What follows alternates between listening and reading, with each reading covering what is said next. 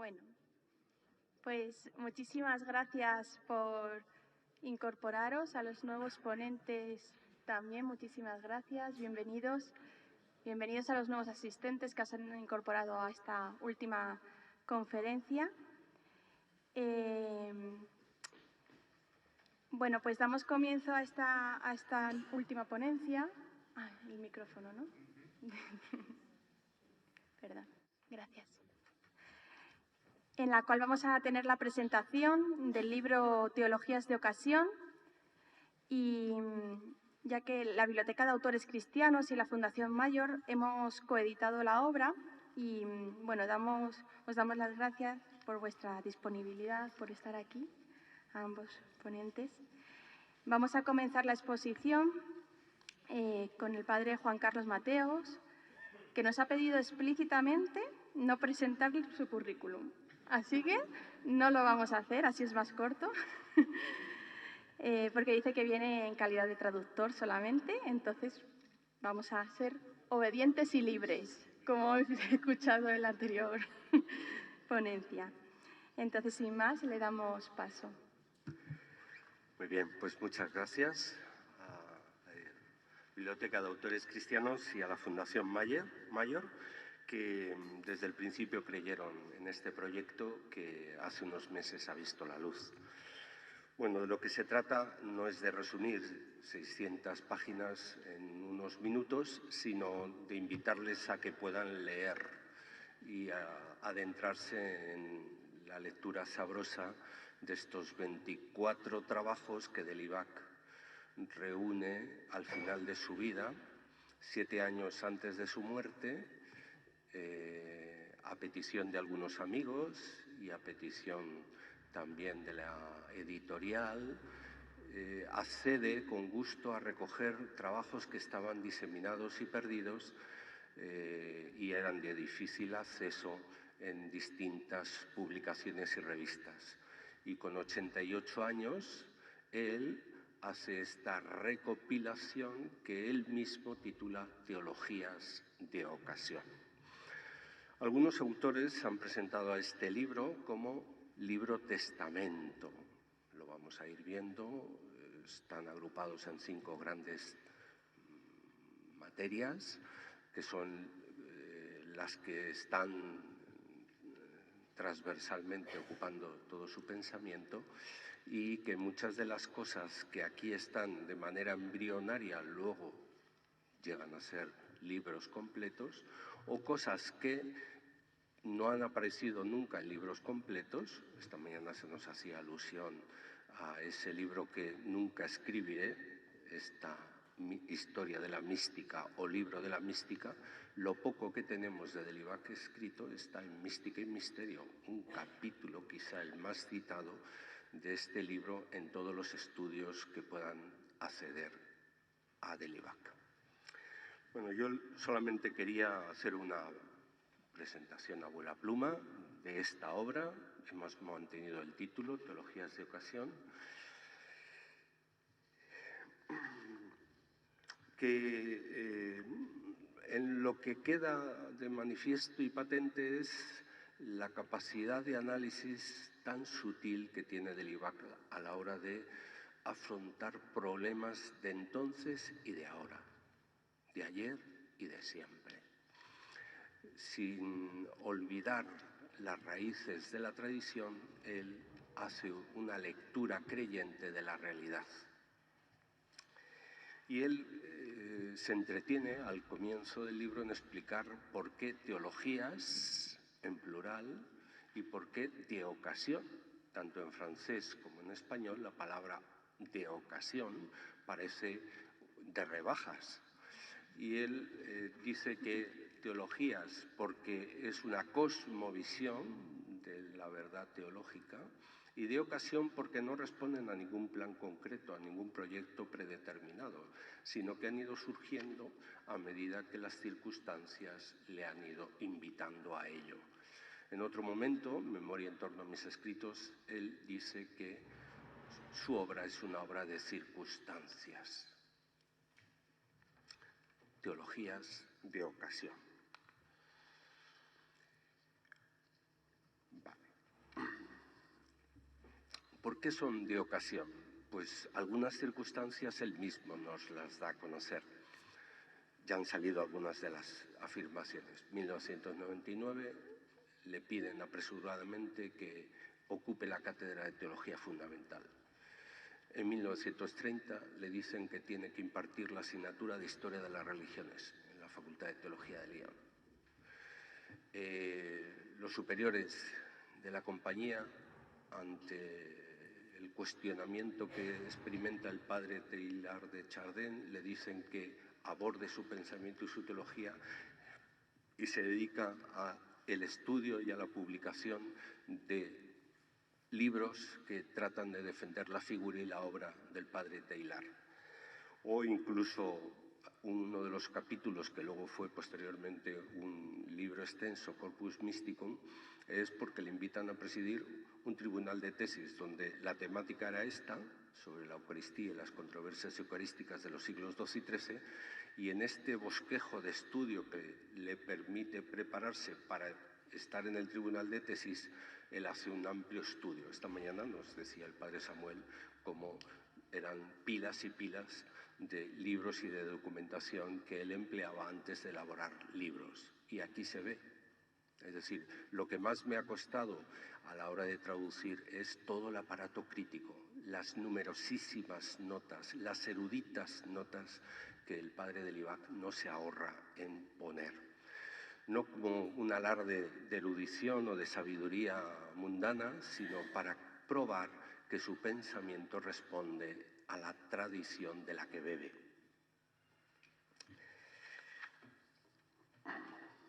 En el libro vamos a encontrar, y luego voy a hacer una presentación a vuela pluma, 5 grandes núcleos temáticos que configuran además, esta mañana el padre Samuel nos lo presentaba en 8, estos 5 están en esos 8.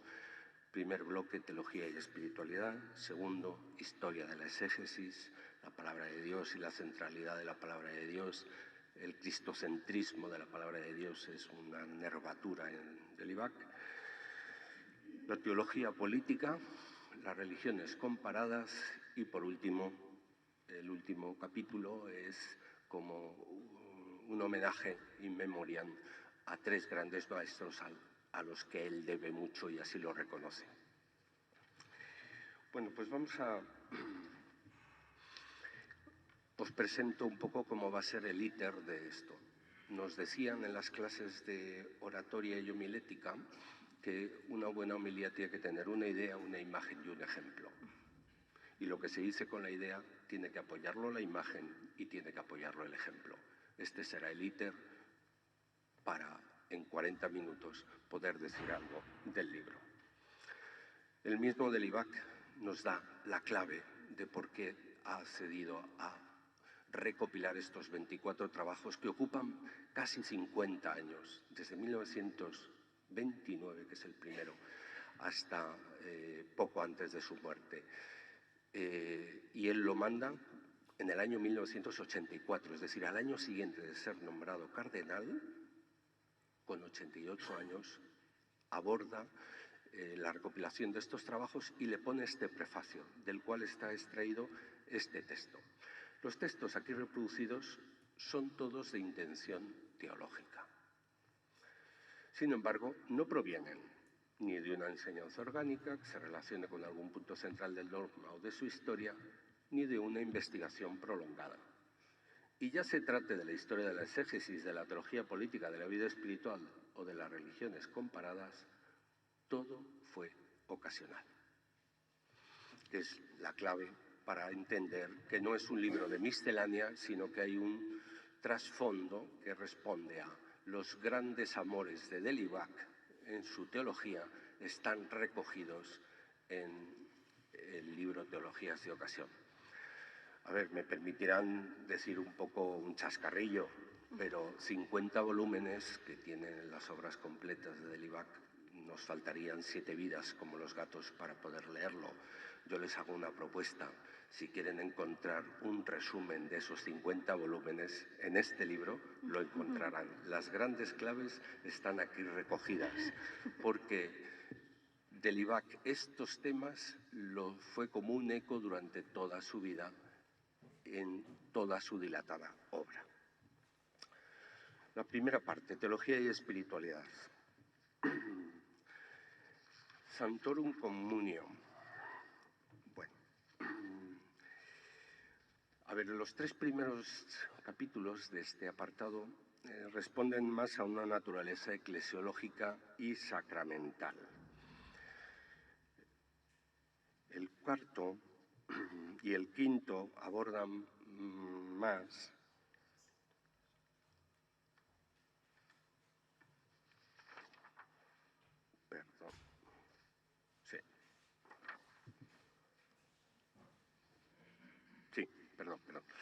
el cuarto y el quinto abordan más otros aspectos de temas más de teología de controversia.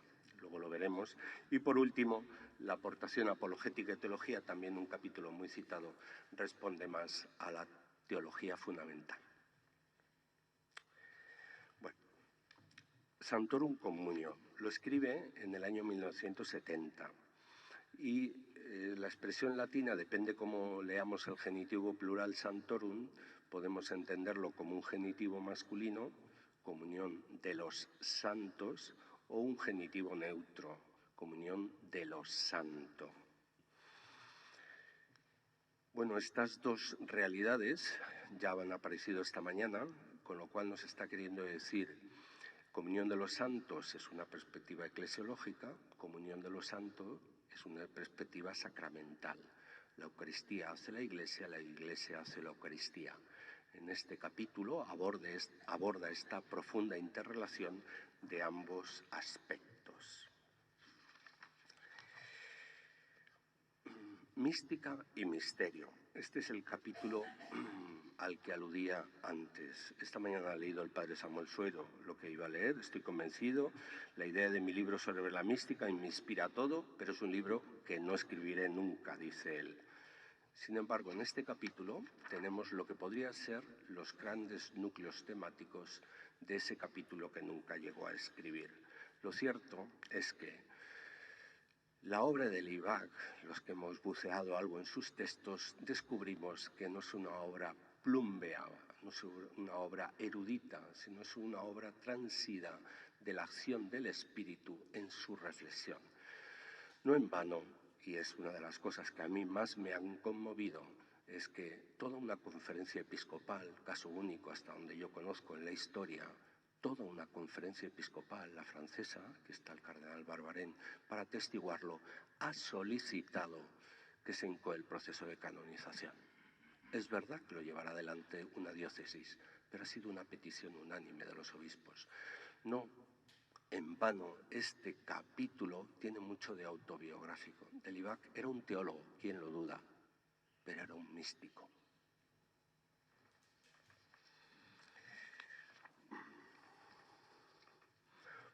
El tercer capítulo, Comunidad Cristiana y Comunión Sacramental, aborda lo mismo. Es un aspecto donde la comunidad cristiana es la Iglesia, la comunión sacramental es la Eucaristía. Y son dos realidades que están llamadas a fecundarse y a implicarse. Solamente decir la expresión tan famosa, la Eucaristía hace la Iglesia hace la Eucaristía, de Libac ya la emplea en catolicismo, pero Pablo VI la toma en su magisterio, Juan Pablo II la emplea en sus catequesis y el catecismo de la Iglesia Católica la incorpora como expresión de la fe de la Iglesia. Vemos cómo una teología que ha sido, digamos, en una expresión feliz, pues ha entrado también en lo que expresa realmente la fe de la Iglesia. La Eucaristía es justamente el momento donde la Iglesia se realiza, pero es la Iglesia la que puede hacer y celebrar la Eucaristía. Bueno, el cuarto capítulo ciertamente nos puede resultar erudito y tiene mucho de notas y de erudición. Gerhard de Reisman es un canónigo del siglo XII en Viena y es uno de los que pone de manifiesto las primeras controversias eucarísticas que se van a producir luego en toda la teología medieval. ¿Por qué Delibac bucea en él? Porque es uno de los primeros autores que más y mejor han reflexionado sobre la Eucaristía como sacramento. Este otro capítulo, la verdad es que a mí me ha parecido, el capítulo 5, Eros y Ágape, me ha parecido de una actualidad. Bueno, si cualquiera de ustedes recuerdan de Euskaritases, todo la primera parte de esa encíclica tiene mucho de Eros y Ágape. Delibac escribe este artículo en un momento, años 40, donde hay una obra, Eros y Ágape, con ese título, de un protestante, donde viene a decir lo que antes nos recordaba una de las paradojas. Lo católico es la I, lo protestante es la O, y la obra cuestión venía a acentuar tanto que lo propio de los cristianos es el ágape, que no cabe la posibilidad de entender un amor de eros con la etiqueta cristiano. Por lo tanto, Delibac dice, no confundamos, el ágape también incorpora un elemento de eros que luego aparece perfectamente explicado en De Euskaritases. Bueno, no lo voy a extender mucho, pero solo de este libro, Últimas conversaciones con Peter Silval, de Benedicto XVI, hay una pregunta escueta. ¿A qué teólogos tiene usted realmente en mayor estima? Respuesta. Diría que a Delibac y von Balthasar. Siguiente pregunta. Bueno, el último apartado, apologética y teología, bueno, llevaría tiempo, es otro de los que a mí me puso en pista de este libro, porque es uno de los capítulos también muy citados. A ver, por resumir mucho. Apologética era un modo de presentación de la verdad donde venía mucho por la obediencia y poco por la acogida amorosa desde la obediencia.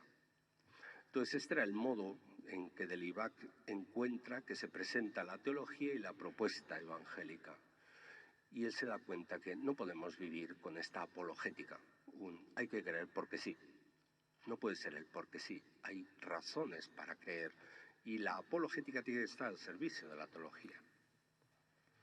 Bueno, lo hace con una maestría donde él se da cuenta que la teología tiene que tener este fundamento. Luego podríamos ahondar mucho más, pues como Delibac aquí bebe en las fuentes de Agustín, de Newman, de Charles Meller.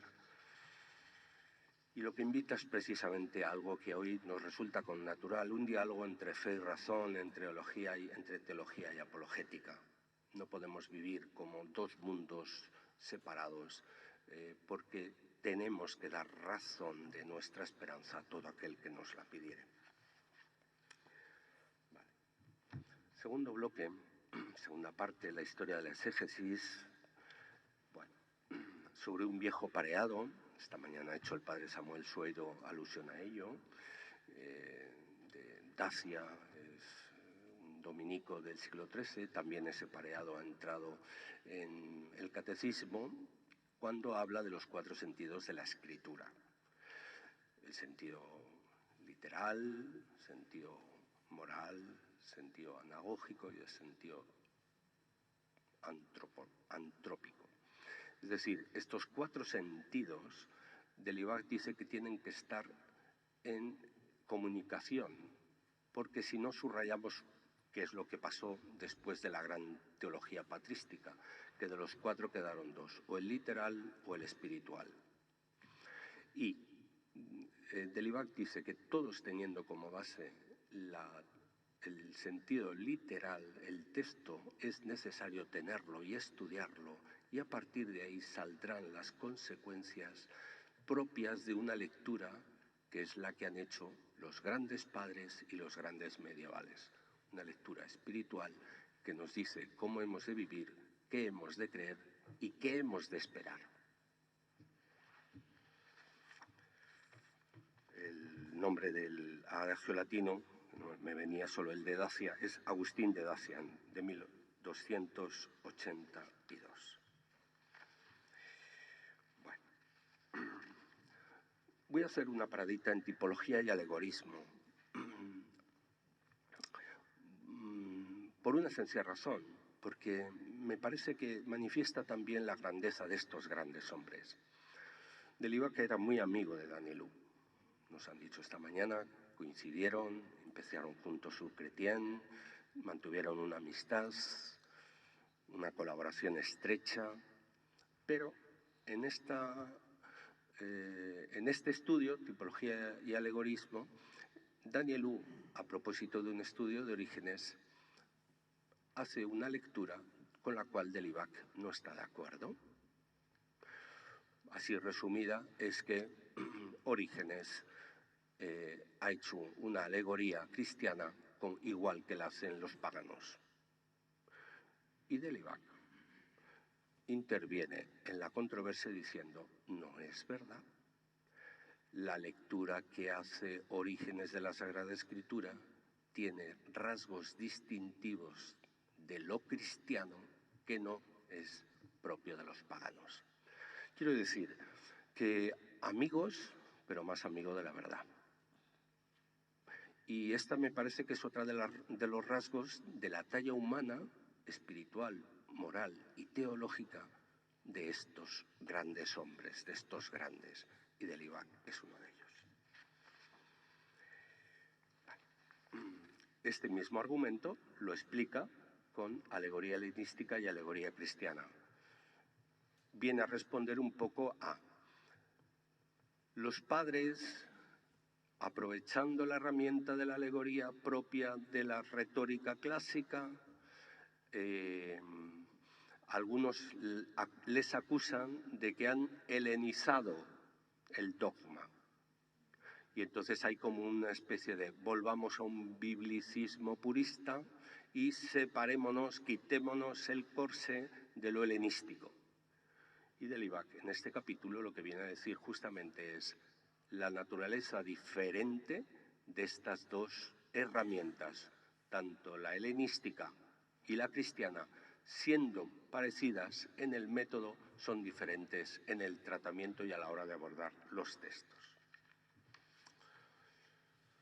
Bueno, en la tercera parte, no me voy a entretener mucho, es, bueno, la Iglesia está en el mundo, pero tiene poder temporal. Algunos echaban mano de la teoría de las dos ciudades de San Agustín precisamente para,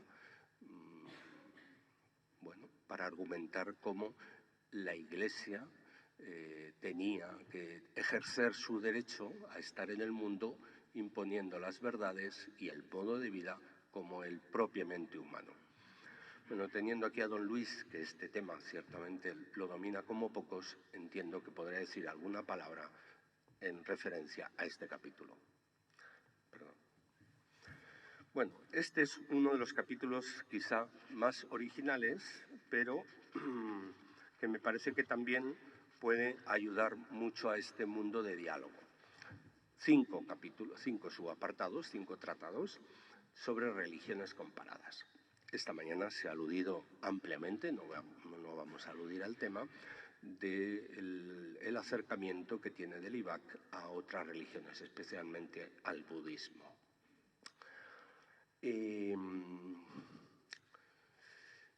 Viene a señalar dos cosas. Una, que la Iglesia tiene que estar en diálogo con todo hecho creyente. Superemos este cristocentrismo, cristocéntrico, donde todo está en torno a la recepción del cristianismo en Occidente, y él se da cuenta que hay todo un amplio hecho creyente, dialoguemos con, pero también dice, diferenciemos lo genuinamente cristiano. No todo es extrapolable, no todo es conmutable. Pueden tener parecidos expresiones de fe, pero el hecho de la revelación cristiana y el hecho de la encarnación cristiana son únicos.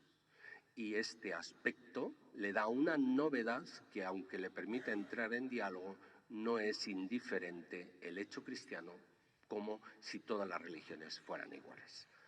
Bueno, como aquí podríamos hablar mucho, porque este tema, muchos de estos capítulos los escribió en el decenio donde la Iglesia le pidió estar en silencio. Le retira de la enseñanza, retira sus obras de las bibliotecas, le prohíbe publicar, pero le conceden que publique de religiones comparadas. No hagas estudios del dogma o de la revelación cristiana, y le permitieron, año 1959, que pudiera empezar a estudiar este tipo de religiones. Bueno, luego Dios sabe sacar bien de todo, porque justamente en el año 59 comienza las sesiones preparatorias del Concilio Vaticano II, y el primer secretariado al que es llamado del IVAC a aportar su conocimiento es el Secretariado para la Unidad para los creyentes, para el diálogo interreligioso. Muchas de estas obras las escribe en este tiempo de silencio, lo cual me parece que también dice mucho de la grandeza de este hombre. Vale. Y por último, voy a comentar, Delibac reconoce que debe mucho a otros grandes. Todos recibimos la ayuda y la herencia de otros que nos han precedido. Y todos hemos tenido maestros. Nadie ex nihilo empieza la reflexión teológica. Y Delibac reconoce su deuda con un filósofo, Blondel, con un hermano jesuita, padre Valenciennes, y con un literato, poeta, Paul Claudel.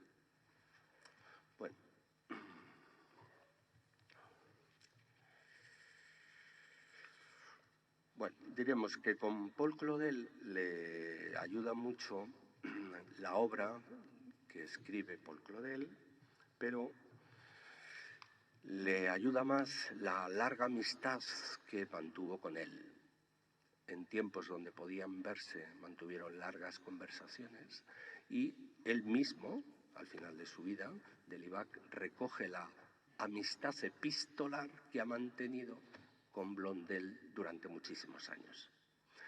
Bueno, un ejemplo más de esta fecundidad que puede haber entre filosofía y teología, como la reflexión filosófica ha dado herramientas y ha abierto cauces para que otro desde la teología pueda hacer una reflexión con esas herramientas.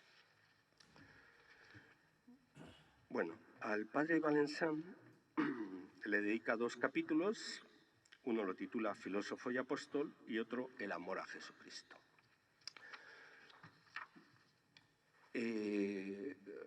Eran 2 hermanos jesuitas, Augusto y Albert, pero a Augusto es al que sucede Delibac apresuradamente en la Cátedra de Teología Fundamental en Lyon. Y le impresiona mucho que este padre Valenciennes, abandona la docencia para dedicarse a dar ejercicios y para irse al Extremo Oriente a predicar.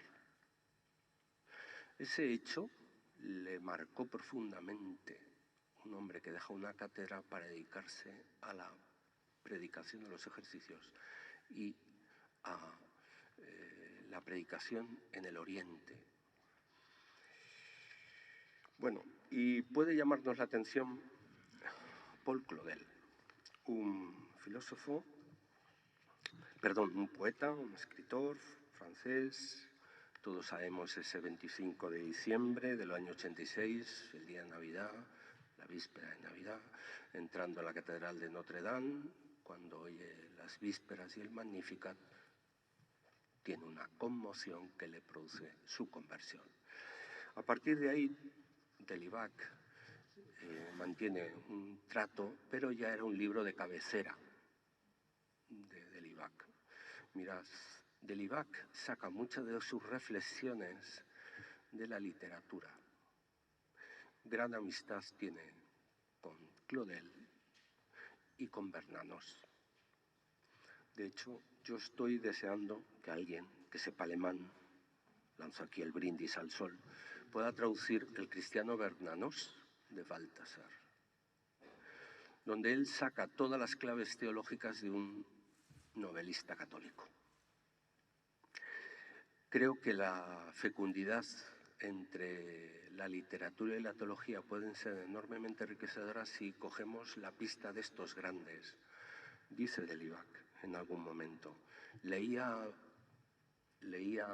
a Claudel un poco a escondidas, porque no estaba de moda leerlo entonces. Su lectura lo acompañará a lo largo de su vida y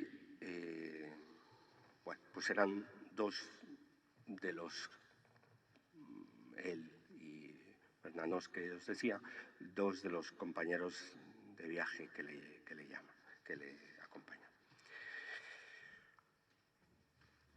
Bueno, este es un recorrido muy rápido de esta obra y he querido poner al autor y el resultado de la obra, porque en Delibac no se puede separar su vida y su obra.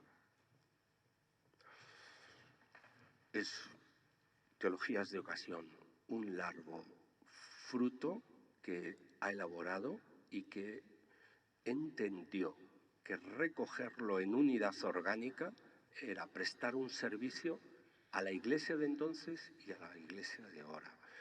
Muchas de las cosas que Delibac aborda en su día no han pasado, siguen teniendo una enorme actualidad.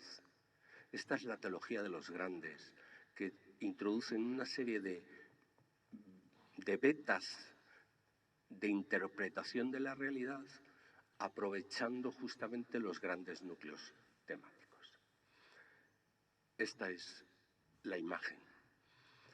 Hemos querido poner una portada, en diálogo con la Biblioteca de Autores Cristianos, una portada un poco que tradujera lo que hay en el contenido.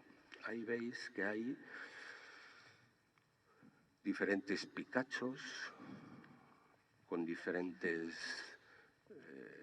alturas, todos forman parte de una cordillera, a muchos los rodea una gran niebla, pero todos tienen en el horizonte un sol naciente y un cielo limpio. Creemos que esto es la teología de Delibac. En el mundo hay brumas. La teología tiene como intención y propósito presentar como esta reflexión señera que por encima de la nube emerge, porque hay otra realidad a la que apunta, que es un sol, el sol que nace de lo alto, que viene del oriente, que es Cristo, y en un cielo que es la eternidad, limpio de nubes. Bueno, si alguna imagen hemos querido que pusieran en la portada ha sido, bueno, lo hemos hecho con inteligencia artificial, pero hemos querido que fuera esta, para que la imagen ayudara al descubrimiento del contenido de lo de dentro. Y un ejemplo que va a ser mi testimonio. Yo hace 25 años me topé con Delibac y un libro suyo que marcó un antes y un después en mi vida de sacerdote y en mi vida de seminarista, que fue Memoria en torno a mis escritos. Yo reconozco que a partir de la lectura de ese libro conocí a un gigante. Leo este párrafo de Delibac. Sabéis que estuvo un decenio por parte de los superiores de la compañía, puesto en entredicho por las congregaciones romanas, Humane Generis, que no dice nada acerca de él ni de la Nouvelle Théologie, pero todos interpretan que va por ti, no sé qué estás... Y él, esta mañana lo decía el cardenal Barbarén, ni una palabra, ni una queja, ni una protesta. Yo nunca fui interrogado. Jamás tuve un solo encuentro sobre el fondo de las cuestiones con ninguna autoridad de la Iglesia. Nunca se me comunicó de qué era acusado. Tampoco se me pidió nunca una retractación o explicación. Cuando se ha abierto el proceso de canonización de Henri de Libac, no es un brindis al sol. Es, a mí me parece, una apuesta de que la teología es camino de santidad. Y si von Balthasar escribió en sus ensayos teológicos que hasta el siglo XIII no había más que una manera unívoca de entender la reflexión teológica, que era como un camino de santidad, y que a partir del siglo XIII, por la especialización de la teología, se había hecho esa fisura, esa ruptura en que la teología no tenía que expresar una santidad, no sé si se empezará a revertir este abismo de siglos con la figura de Libac. Que toda una conferencia episcopal francesa, viendo la grandeza y la altura moral de este hombre, esto, 10 años en silencio, 10 años, cuando nadie le pregunta, nadie le pide explicaciones, nadie le dice que aclare o que se retracte, y él obedece amorosamente a la Iglesia y sabe aceptar este camino de cruz, el pretorio que antes nos recordaban como el lugar propio de Libac en la teología y en la Iglesia, sabe aceptar esto. No se puede entender sin un hombre de virtudes profundas, de convicciones profundas y de amor a Cristo y a la Iglesia profundo. A mí es lo que me ha cautivado de Libac. He leído muchas cosas de otros autores que me han ayudado, pero ciertamente solo él me ha ayudado por este testimonio de vida, que ahora lo disfrutamos y lo leemos en sus obras, pero ciertamente esta es la grandeza que me parece que merece la pena presentar de Libac. Os confieso, el libro, bueno, pues está en la calle, pero os confieso que desde que lo empecé y se lo propuse a la editorial, creí que tenía una deuda de gratitud con de Libac. Yo tenía que hacer algo por de Libac, porque él había hecho tanto por mí. No sé si será la contribución de Teologías de Ocasión para saldar la deuda, pero ciertamente he querido, con este libro, decir lo mucho que de Libac aporta a la teología, a la Iglesia y a la santidad. Termino. Agradezco mucho, pues, a la Biblioteca de Autores Cristianos, en su director de ahora y anteriores, que siempre creyeron en este proyecto, lo apoyaron y tuvieron paciencia. Y a la Fundación Mayor, que desde que se enteró ha apoyado también la causa. Muchas gracias, porque sin vosotros no hubiera sido posible que esta obra estuviera en la calle. Y por último, no quiero dejar de agradecer a la presencia de Luis Argüello, don Luis Argüello. Solo Dios sabe lo mucho que le debo en estos años que hemos compartido él en la Secretaría General. Y le agradezco mucho el esfuerzo que ha hecho por estar esta tarde aquí. Ayer se fue a Valladolid y hoy ha cogido un tren para estar aquí con nosotros. Muchas gracias, don Luis.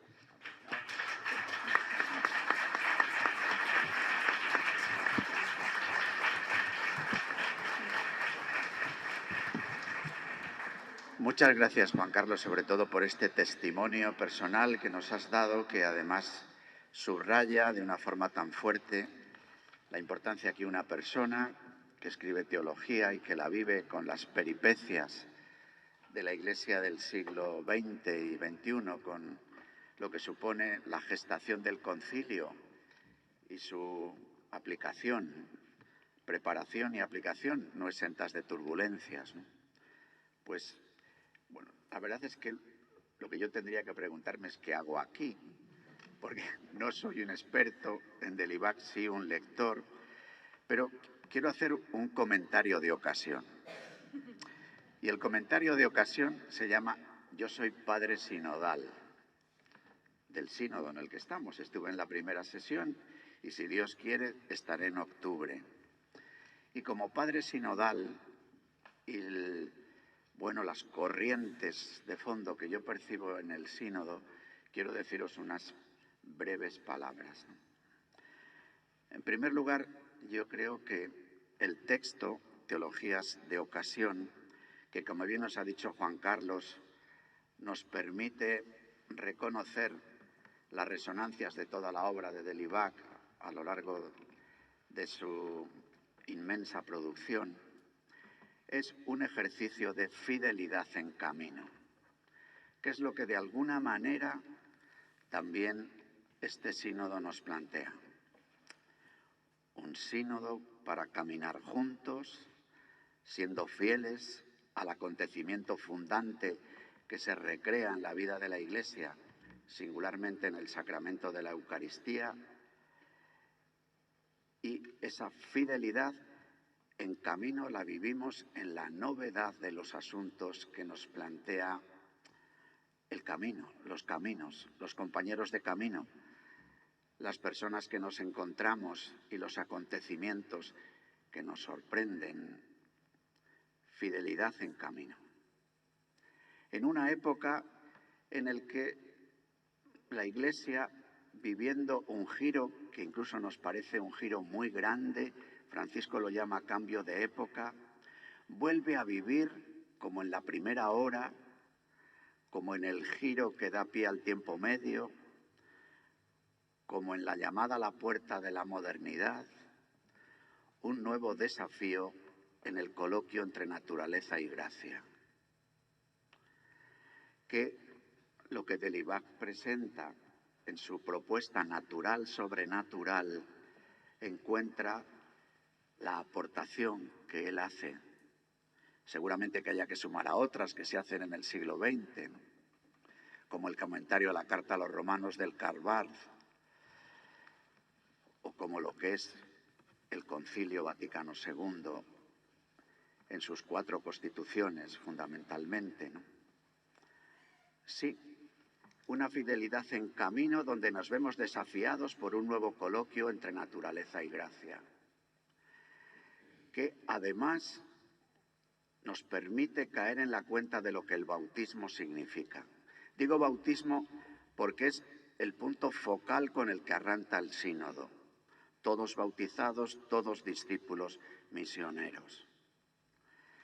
Y el bautismo, incluso desde las preguntas que se realizan en el ritual del bautismo a quienes son presentados a recibir este sacramento o adultos llegan caminando a la pila del bautismo, nos plantea la cuestión de la relación entre fe y razón, la relación entre Iglesia y sociedad, la relación entre escatología e historia. ¿Qué es lo que pides cuando alguien va a bautizarse? Pido la fe. ¿Qué es lo que pides? Pido la Iglesia. ¿Qué es lo que pides? La vida eterna. Y estos 3 dones que nos da la Iglesia en el bautismo nos instalan, diría Zubiri, en la existencia en 3 diálogos irrenunciables. El diálogo entre la fe y la razón, entre la Iglesia y su manera de situarse en la sociedad, y entre la historia que vamos entretejiendo y caminando juntos, y la escatología, la eternidad que irrumpe en cada momento del tiempo desde el que el Cristo resucitó de entre los muertos. De alguna forma todos estos asuntos aparecen en Teologías de Ocasión. Cuando se nos invita a reflexionar sobre el sentido del misterio y de la comunión, la primera fase del sínodo enriquece la primera trayectoria focalizada solo en el bautismo incorporando al rostro de la Iglesia sinodal la Eucaristía. Misterio, comunión, misión, participación. Enriquece así la primera asamblea del Camino Sinodal. Y la reflexión que en Teologías de Ocasión se hace sobre misterio y misticismo o mística, entre el misterio de comunión, que es la Iglesia, nos ayuda a adentrarnos en uno de los ejes centrales del Camino Sinodal: comunión. Una comunión para la misión. Y ahí es donde tiene sentido tanto la propuesta apologética, es una palabra un poco maldita en la última trayectoria de la vida de la Iglesia. Y sin embargo, la reflexión que hace Delibac en el artículo que se recoge nos permite hacer caer en la cuenta más hondamente de lo que significa el diálogo entre naturaleza y fe, entre natural y sobrenatural. Porque nos hace caer en la cuenta de que la naturaleza ya es gracia, de que la naturaleza salida de las manos de Dios, creación, es gracia. Y que por tanto la propia naturaleza, singularmente, claro, la naturaleza humana, Imago Dei, está abierta al sobrenatural. Desea ser agraciada de nuevo por la gracia, porque la naturaleza humana, gracia, sufre la desgracia del pecado, por lo cual precisa ser agraciada de nuevo en un coloquio singular en que la relación natural-sobrenatural impulsa lo que ya en la naturaleza hay de gracia, cura, restaura, redime, sana lo que hay de desgracia, para en ese nuevo agraciamiento, si vale esta expresión, poder expresar toda la potencialidad que la vida humana lleva en sí. Por eso es posible un diálogo, una apología que salga del extrinsecismo, una apología propter intrinsecam evidenciam, y no una apología propter autoritatem Dei revelantis. Precisamente la navaja de Ockham, que en el siglo XIII hace ese corte al que tú te has referido, y que hace que desde entonces, iba a decir por lo piadoso que podía ser Ockham, como buen franciscano, se quisiera decir a Dios: eres tan Dios, eres tan poderoso, que todo lo que tú digas, digas lo que digas, es lo bueno, rompiendo así la relación que el autor, el creador y padre, tiene con lo creado. Y por eso en lo creado se puede descubrir una intrínseca evidencia que abra desde el anuncio al reconocimiento del paso del Señor por la vida y por la historia.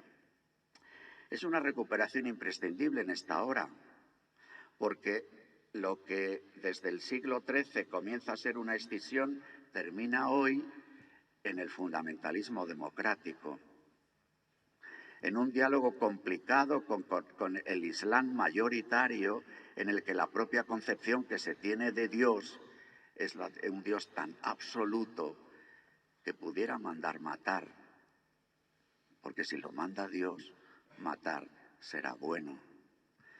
Eso que los príncipes utilizaron ya desde el siglo XIII ha llegado hoy a unas dificultades en nuestros regímenes democráticos de una extraordinaria hondura a la hora de la regeneración ética de nuestras democracias. Por eso, frente al extrinsecismo, esta apologética que desde la escucha de los gemidos de la propia naturaleza humana pueda realizar el anuncio de la gracia para que se produzca un encuentro que estaba en el diseño inicial y que el pecado quiebra y le hace a la Trinidad en la persona del Hijo realizar una vuelta que pasa por el pesebre y por la cruz. La misión, además de la apologética, tiene que ver con ese capítulo de la autoridad de la Iglesia en materia temporal. Así Delibac, como buen apologista de la tradición, como le nombraba von Balthasar, incluso las situaciones que se dan en el Sacro Imperio Romano Germánico, en el que se habla de una potestad directa de la Iglesia que pone la corona a los emperadores, ¿no? O una potestad indirecta, que cuando la Iglesia es sociedad perfecta con Belarmino, se habla de por causa de las razones de la Iglesia, poder intervenir en el poder temporal. Nos encontramos con que ahora, en este nuevo paso de la vida de la Iglesia, en el que ya no nos definimos como Sacro Imperio, ni como sociedad perfecta, sino en el que el Concilio Vaticano II nos ayuda a recuperarnos como sacramento que nos dice Lumen Gentium en el propio en el número 1 de Lumen Gentium.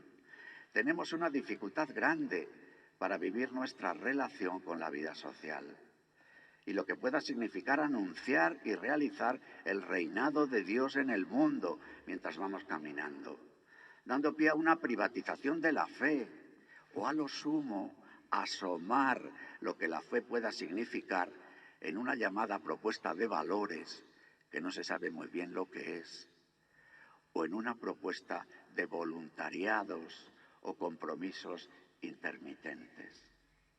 Delibac, precisamente porque quiere recuperar el significado de la autoridad de la Iglesia en materia temporal, no en las formas del Sacro Imperio, ni en las formas de la sociedad perfecta, sino en la forma de la autoridad espiritual que ayude a crecer y que desde el Concilio Vaticano II y la germinación anterior al concilio, en todo lo que supone el desarrollo de la doctrina social de la Iglesia, es la invitación al pueblo de Dios, los laicos, a vivir la caridad social o política en medio de los ambientes e instituciones. Claro, aquí se produce una de las tensiones más fuertes que yo he percibido en el aula sinodal. Al hablar de que el Evangelio tiene que presentarse a las culturas, tiene que inculturarse el Evangelio, se produce como una fuerte tensión. ¿Qué es lo que hemos de hacer? ¿Bautizar la cultura? ¿Qué es lo que hemos de hacer? ¿Pedir al Evangelio que se acomode a las nuevas culturas? ¿O caer en la cuenta de que el Evangelio, desde el triple coloquio, fe, razón, iglesia, sociedad, escatología, historia, tiene la capacidad de generar cultura, una cultura que en las culturas renueva la cultura, purifica la cultura, ensancha la cultura, levanta las culturas? Y ahí está esa autoridad de la Iglesia en materia temporal, como una autoridad que ilumina las conciencias, que invita al compromiso militante en ambientes e instituciones en el ejercicio de la caridad social y política. En un momento en el que el pluralismo religioso y los espiritualismos sin espíritu son un desafío grande. Por eso estas teologías de ocasión que recogen esas reflexiones sobre el budismo tienen una importancia tan grande en un momento en el que en nuestras iglesias, en el occidente, vemos cómo tantas puertas se cierran y tantas otras de budismo zen, de interioridad de mindfulness, de búsquedas de espiritualidad con E minúscula, sin espíritu, crecen, porque de alguna forma son expresión de la sed del corazón humano. Y ahí se nos invita a acoger esa sed y a poder ofrecer el agua viva. Termino haciendo referencia a lo que a mí más me ha llevado de nuevo a Delibac, que es la permanente cita del Papa Francisco de sus últimas páginas de meditación sobre la Iglesia, hablando de la mundanidad espiritual. Mundanidad espiritual que no hace referencia a una categoría moral, sino precisamente a esta categoría antropológica de fondo. Y es que estamos hechos para un coloquio entre libertad y gracia. Es que solo nos podemos entender desde la gracia agraciada. Y la vida de la Iglesia tiene que romper con la doble vida de pensar que hay asuntos que se regulan por los criterios del mundo y otros asuntos, otros sitios, otros días, que son aquellos en los que la acción del Espíritu puede actuar. Esa doble vida es la mundanidad espiritual que Francisco denuncia precisamente leyendo las 3 últimas páginas de meditación de la Iglesia del Padre del IBAC. Quiera el Señor y su Santo Espíritu que seamos fieles en el camino de la vida y recuperemos y ayudemos a gestar este nuevo coloquio entre fe y razón, entre Iglesia, pueblo entre los pueblos y las sociedades de nuestros pueblos, y que hagamos un camino sabiendo que es una peregrinación hacia la plenitud del tiempo que, sin embargo, irrumpe como novedad en la vida de la Iglesia a través de los sacramentos que hacen presente la eternidad y al eterno en el tiempo y transforman nuestras vidas y nos envían al anuncio misionero del reino de Dios en medio de nuestro mundo.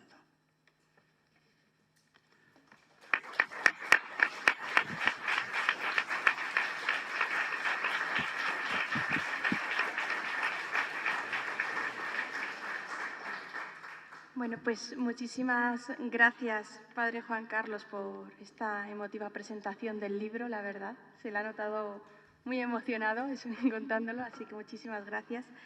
Y muchísimas gracias, don Luis Argüello, por la rápida llegada y la rápida ida, pero tan profundas las palabras y tan acertadas, de verdad. Muchísimas gracias. Y bueno, no queremos perder la oportunidad de darle la enhorabuena por su nuevo puesto como presidente de la Conferencia Episcopal. Le deseamos lo mejor en esta nueva andadura, la verdad. Y bueno, pues nada más, yo creo que con esta guinda del pastel, yo creo que está bastante bien cerrado el encuentro. Damos por terminada la 18ª edición del Encuentro de Fe Cristiana y Servicio al Mundo, dedicada a Henri de Lubac. Espero que lo hayan disfrutado mucho. Y bueno, pues acabamos un poco con los... perdón, claro, me dicen que sí hay preguntas. Perdón, sí es cierto que ya... no sé si existe alguna pregunta, pero... ¿Tenemos 10 minutos? ¿Sí? ¿Hasta ahí 10? Bueno, si existe alguna pregunta, perdón.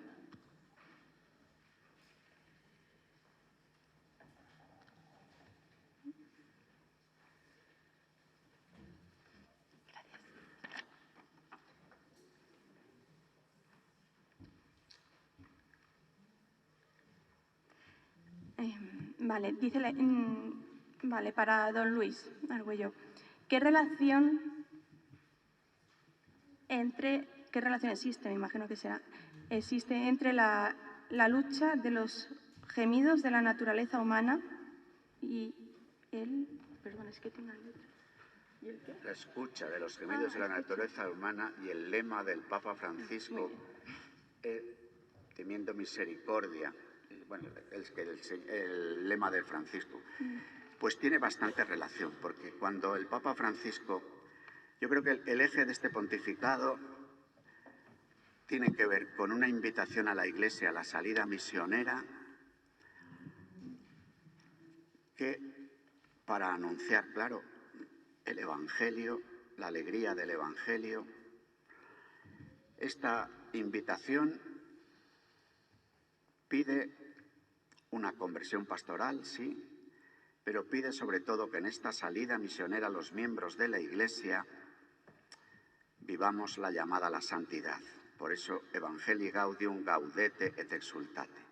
Pero es verdad que la palabra central, seguramente del Papa Francisco, de la que arranca la salida misionera y el camino de santidad, es la misericordia. Y la misericordia es una palabra que nos desborda, porque la misericordia es una expresión de la forma de amar de Dios. La misericordia son las entrañas del Padre que el corazón y el rostro del Hijo nos permiten entrever. La misericordia habla de fidelidad y de ternura. La misericordia habla de verdad, de justicia y de perdón. Experiencia que nos desborda totalmente. Pero que esta misericordia, claro que sí, nos pide escuchar los gemidos del corazón humano. Los gemidos de la imagen, gemidos de libertad, amor y alegría, y los gemidos de la herida, que en esta época son muchas veces gemidos de desánimo, de nostalgia, de aburrimiento, de heridas afectivas fuertes, a las cuales hay que ofrecer la misericordia, que es escucha que abraza y escucha que propone, porque la capacidad que la Iglesia tiene recibida de su Señor para intervenir en la vida y en la sociedad humana es autoridad, es decir, ayudar a crecer. Por eso la Iglesia acoge, pero no para que las personas que son acogidas se queden en el mismo sitio en la que están, sino que puedan crecer.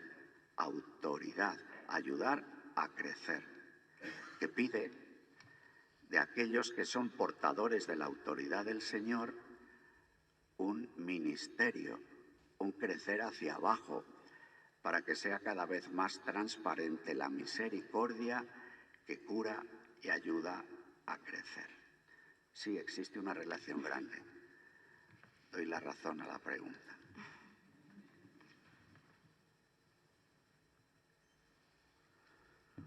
No sé si alguna más. Pues levantamos la sesión. Levantamos la ricamente. sesión. Sí.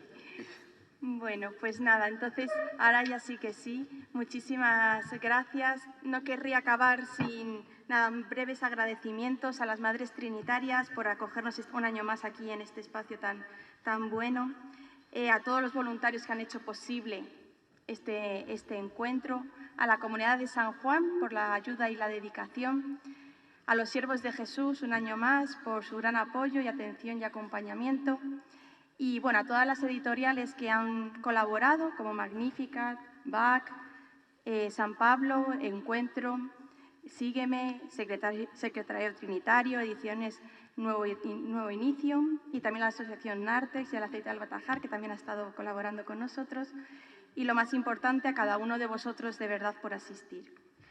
Como última indicación, más logística, os pasamos por un enlace para evaluar un poco el encuentro y sin más damos cierre y damos las gracias a este encuentro y nos veremos el próximo año. Muchísimas gracias.